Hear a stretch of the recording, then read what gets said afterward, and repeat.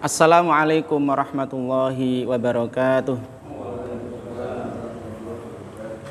Alhamdulillahi rabbil alamin. Assalatu wassalamu ala ashrafil anbiya wal mursalin sayyidina wa habibina wa qudwatina Muhammadin wa ala alihi wa ashabihi wa man tabi'ahum bi ihsanin ila yaumiddin, amma ba'du. Ma'asyiral muslimin rahimakumullah. Alhamdulillah, pada malam hari ini kita akan melanjutkan kajian kitab Matan Abi Suja'. Malam ini insya Allah kita akan membahas tentang syarat dibolehkannya tayamum. Qala al-muallifu rahimahullahu ta'ala wa nafa'ana bihi wa bi ulumihi fid dharain amin ya rabbal alamin.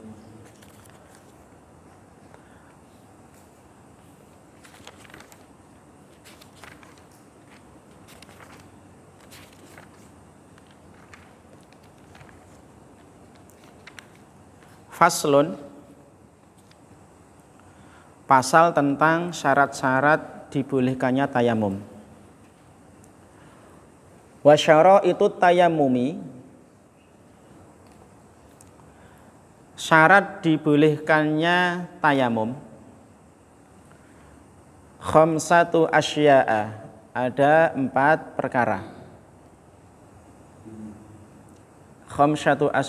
Khamsatu asya'a, ada 4 perkara. Jadi pasal tentang syarat dibolehkannya melakukan tayamum. Tayamum itu apa? Secara bahasa, tayamum itu adalah al-qasdu, menyengaja. Al-qasdu, menyengaja. Adapun secara syariat, istilah syariat, yang dinamakan tayamum adalah sebuah ungkapan, ya, ibaratun an isalit turabi ilal wajhi wal yadaini bi syara'ita makhsusah. Itu sebuah ungkapan, ya, dari menyampaikan debu pada wajah dan kedua tangan dengan syarat-syarat tertentu. Ini tayamum. Mengenai dalil dibolehkannya tayamum, ini bisa kita lihat dalam surat Al-Maidah ayat yang ke-6. Ya, ayat yang ke-6. Jadi di ayat yang ke-6 dari surat Al-Maidah ini, di awal ayat Allah menjelaskan tentang wudu. Kemudian di bagian selanjutnya Allah menjelaskan tentang dibolehkannya tayamum. Allah berfirman, wa in kuntum maradha aw ala safarin aw jaa ahadum minkum minal ghaid aw lamastumun nisaa falam tajidu ma'an fatayammamu.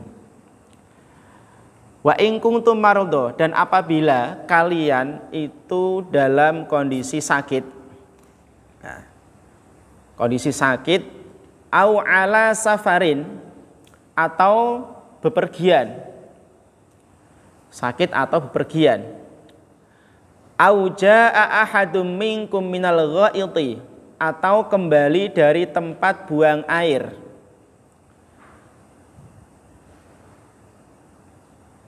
au lamastumun nisaa, atau menyentuh perempuan, falam tajidu ma'an, kemudian kalian tidak mendapati air, fatayammamu, maka tayamumlah. Ya, maka tayamumlah. Ini dalil atas pensyariatan tayamum. Kemudian dalam hadis yang diriwayatkan oleh Imam Muslim dan juga Bukhari, disebutkan, ya, riwayat Umran bin Husain, dia berkata, kunna ma'a Rasulillahi sallallahu alaihi wasallam fi safarin, kami pernah bersama Rasulullah dalam satu perjalanan atau dalam salah satu safar. Fasalla bin nasi, kemudian Rasulullah sholat bersama orang-orang, berarti berjamaah nggih. Berjamaah. Fa idza huwa birajulin mu'tazilin. Nah, kemudian ada seorang laki-laki yang menyendiri, mu'tazilin, menyendiri.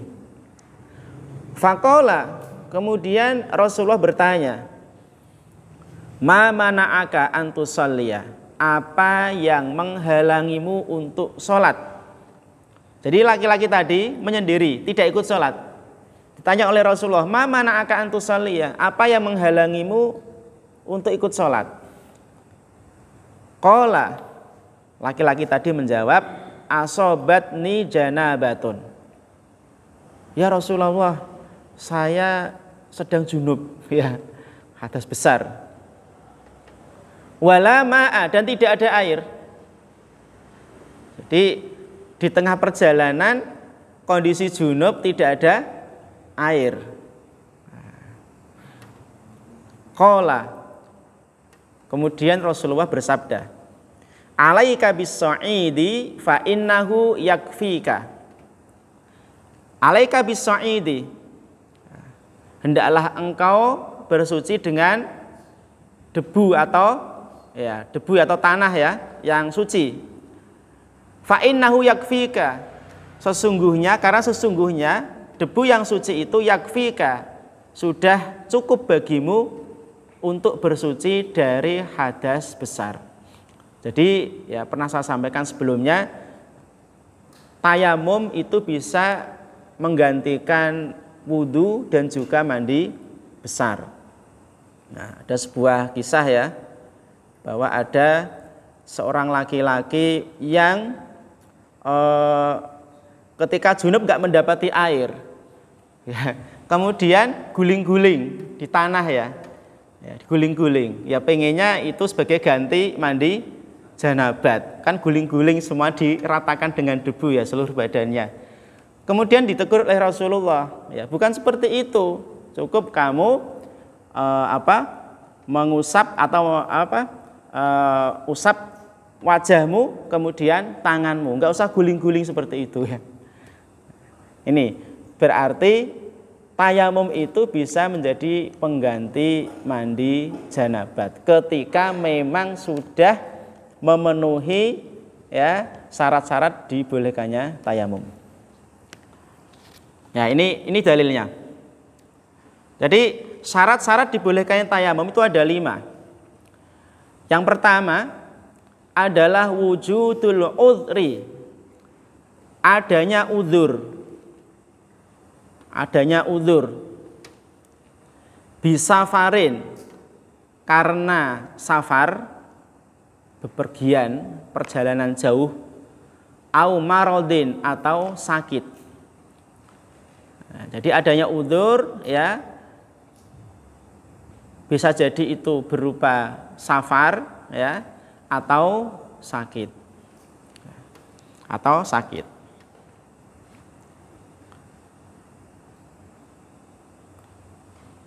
Ini dasarnya tadi ya.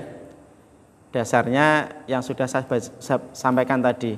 Surat Al-Maidah ayat 6 yang menjelaskan dibolehkannya tayamum bagi orang yang sakit atau orang yang safar.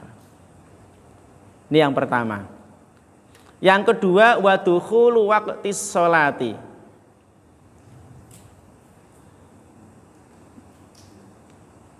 Sudah masuk waktu sholat.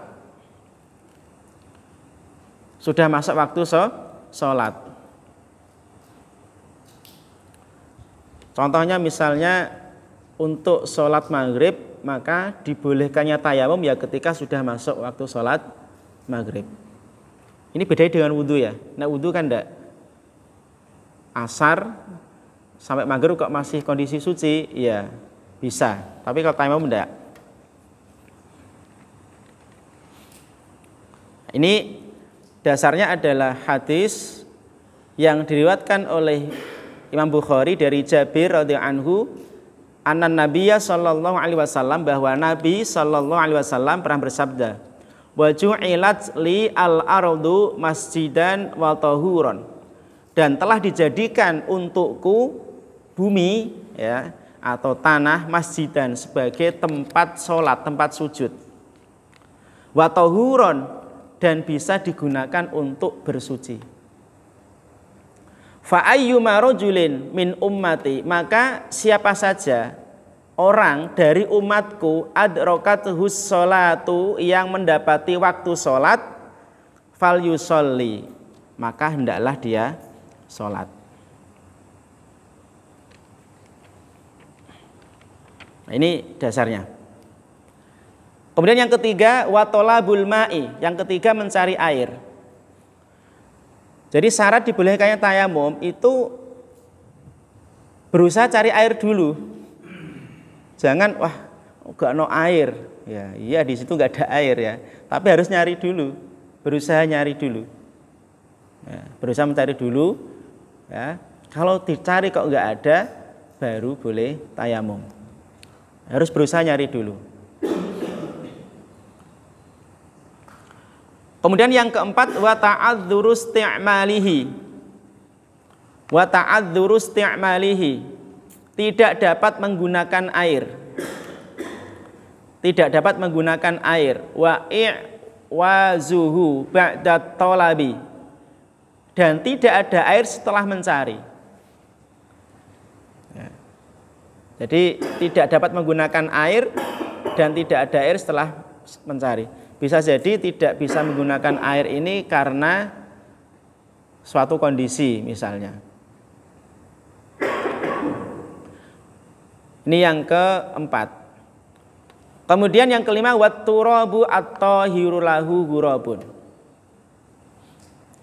Dan debu yang suci. Ya, debu yang suci. Artinya apa? Tayamum itu memakai debu yang suci. Kalau debunya itu ada campuran najisnya, maka tidak bisa digunakan untuk bertayamum. Tidak boleh ketika ada najisnya. Fa in khalatahu, ini ada penjelasannya. Fa in khalatahu jissun aw ramlun lam yajuz. Nah, maka apabila tercampur, debu itu bercampur dengan najis, ya, dengan najis atau pasir, maka tidak boleh digunakan untuk tayamum. Tidak boleh digunakan untuk tayamum. Nah, ini syarat-syarat dibolehkannya tayamum. Ya, yang pertama tadi adalah adanya uzur karena safar atau sakit. Yang kedua, sudah masuk waktu sholat. Yang ketiga, mencari air. Yang keempat, tidak dapat menggunakan air dan tidak ada air setelah mencari. Dan yang kelima adalah dengan menggunakan debu yang suci.